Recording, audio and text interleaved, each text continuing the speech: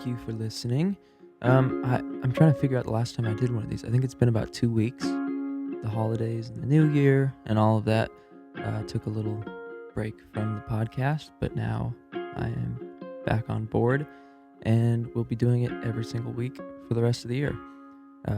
If you are a fan club member and you're listening to this, you're hearing it 1 week before everybody, or not, I'm sorry, not 1 week. You're hearing it about 3 or 4 days before everybody else. With my current schedule, that's the way I've been doing it. So yeah, I have a really exciting episode for you today. I want to talk about my newest release that I just put out. It's a bit different than songs I've done in the past. A lot different than songs I've done in the past, actually. It's a song called Sleep Little Baby, and it's a lullaby. It's the first lullaby that I have ever written, and I kind of just want to talk a bit about the story behind that song, why I wrote it, who I wrote it with, where I was when I wrote it, and my hopes for kind of where that song ends up. So I will start by talking a little bit about the fact that I've always wanted to write a lullaby.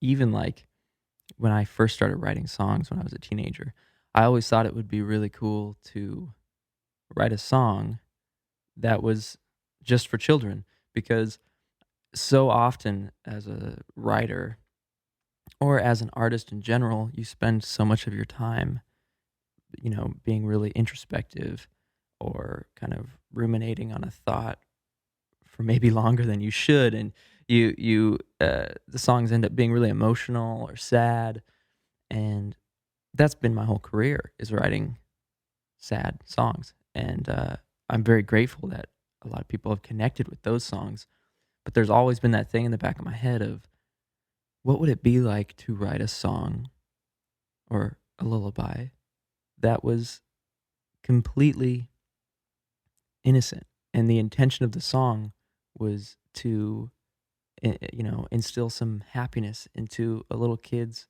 world as they're falling asleep or as they're waking up, and creating a song that's that, gentle has always been in the back of my head. So fast forward to a trip that I took to Thailand at the end of 2019. I was there from December till the end of January, and a couple friends and I were out getting drinks in Thailand, and we took a little break from the studio. We had been working at the studio all day. So we're at the bar, and I brought up to this whole group of friends that were there writing, maybe 10 of us or so, said, I've always wanted to write a children's song. And, we were all kind of, on board with that idea, and it sounded fun. So that night we left the bar. We went back to the studio in Thailand. Shout out Karma Sound Studios in Thailand. And there was, half of the writers, or I suppose more of the writers. There was about 6 to 8 of the writers in one room working on a children's song. And so two of the other people that were left out of the main room decided, let's start our own children's song.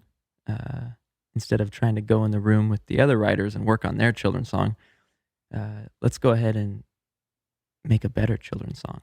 Which is funny because I also felt a bit of competitiveness in me that I usually don't feel with songwriting, but it was actually really fun, and it made me really eager to get the song done.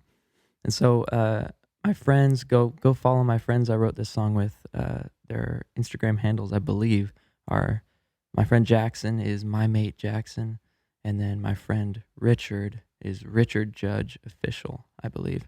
So go follow them. They're both amazing writers.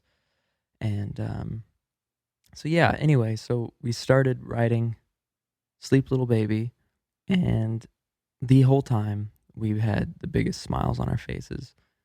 I think it was because it was like the first time that we were making a song that was like this innocent and pure.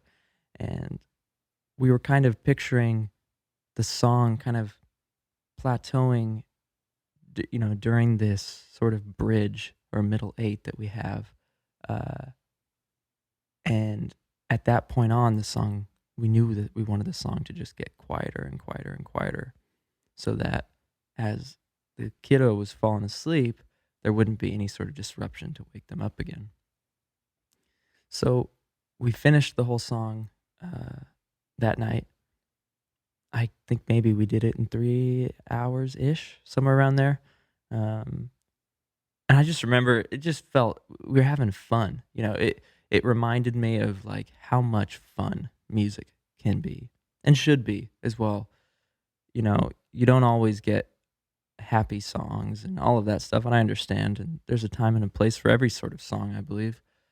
Um, but I'm just so grateful that I was able to write that song with those guys, and finding the little sounds. And a couple weeks before we uploaded the song to release, the song had been done for a couple years, and I went back in and added like a little bee noise and little extra sounds here and there to make it feel more like uh, like you're out in nature and all the animals are saying goodnight to you. I think I'll probably write lullabies again in the future, just because I've had such a good experience with this one. Major shout out to my manager Christian as well, because he was the one who pushed me to put this song out. I was a little hesitant, which is why it had sat on the computer for 2 years, mostly because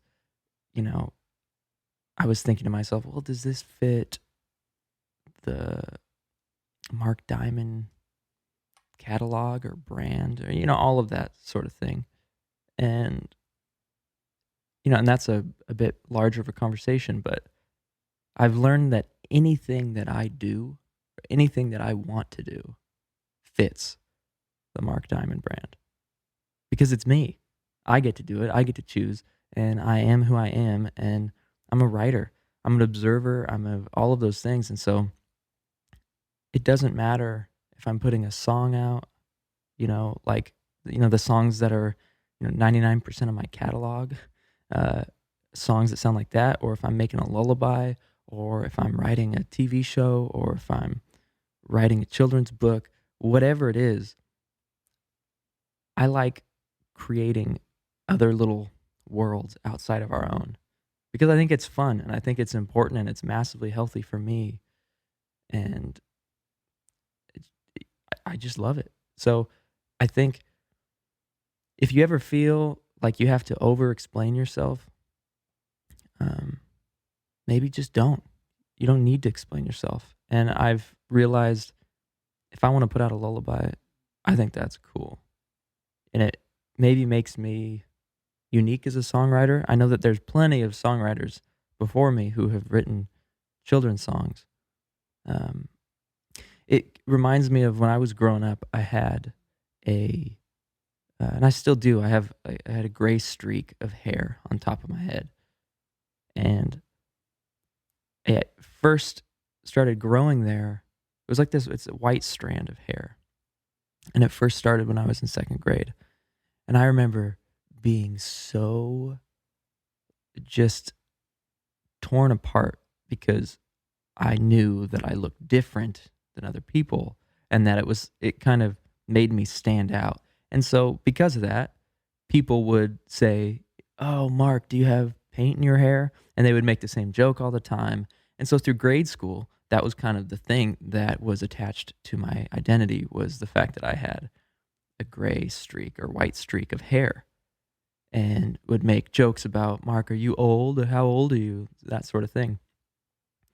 And it took me years and years to realize that in a lot of ways, that difference, you know, was what gave me my superpower. I had this thing that was different than other people, and it was completely natural. There's nothing I could have done about it. And I even tried to cover it up. I dyed my hair at one point just in that one strand to make it disappear so that people wouldn't see it, but it would always come back. And it's because that's who I am. And it sounds silly, and it is minuscule, but when you're a kid it seems like everything. And so for me, the things that I naturally want to do in the space of music or storytelling or writing, any of that stuff, um, I I don't have a narrow brush. I have a very wide brush of the things that I like to do in the music space and writing, all of that. And I think that's what makes me stand out a little bit. My catalog is a variety of songs. There's some folk, there's some straight pop, there's some country. Now there's a lullaby. Um, and then the coolest thing of all to me is that within that lullaby I just put out, there's three other versions of the song. There's a Korean version with a great friend of mine, and a Japanese version as well. And I encourage you to go listen to those as well. And if you're in a household that only speaks English, I highly recommend going and listening to the other versions of the songs, and maybe your kiddo can learn a little bit of Korean or Japanese. Um, and then also shout out to my friend Limbo, an amazing artist. She has an awesome voice. Her voice fits this song so well, but her and I did a version of Sleep Little Baby as well. Um, and she wrote her own third verse to the song. So make sure you check out all those other different versions, and it could be kind of fun for your kiddo to listen to all those and try and memorize the lyrics that are in a different language. So that's kind of the story behind Sleep Little Baby. I sure hope that, it gets passed down within your family, or if you have friends that have a kid, send that to them. Or if you're babysitting your nephew or your niece or your friend's kids, maybe put that song on and see how they like it. I had a video sent to me yesterday from a fan he sent me a video of his little girl sleeping with Sleep Little Baby, the end of Sleep Little Baby playing in the background. And he said, "We've been listening to Sleep Little Baby, and it put her right to sleep." And it was the sweetest thing to me. And it just reminds me of uh, how much magic is in music. And in times like this, our current situation with just the music industry in general, it's easy to feel like songs are disposable and people are chasing fame and money. And when I get a message like that, it reminds me of my intentions early on with music, and the intentions I've always had, which is there is no better feeling than when you find magic in a song that you love. Whether you're listening to it or creating it, there is something that you cannot describe in a song. And I hope that lullaby, I hope Sleep Little Baby, I hope this lullaby introduces that magic that can be found only in music to all of the kiddos in the world.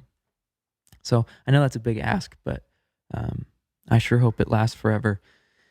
And yeah, thank you for listening. And maybe I'll end with playing a small little bit of Sleep Little Baby. Let me grab my guitar really quick. 1 second.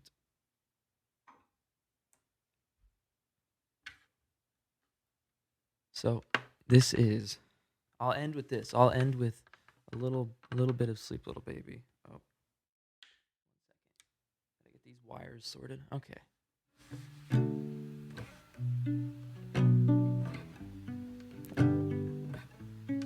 So I will say, if you aren't already in the fan club, you should definitely sign up, because fan club members get songs 1 week early, and you'll want to sign up soon because there's a lot of songs coming out, and I would love for you to be able to listen to the songs before everybody else.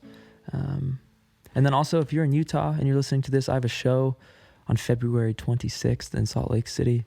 Tickets are on sale, so make sure you check those out as well. But I'll end with this. From the itty-bitty bugs in the grass below, the snails and the slugs, yeah, they want you to know. Do-do-do-do-do-do-do-do. I love you. Do-do-do-do-do-do-do. I love you. Thanks for listening, everybody. Catch you next time. Bye.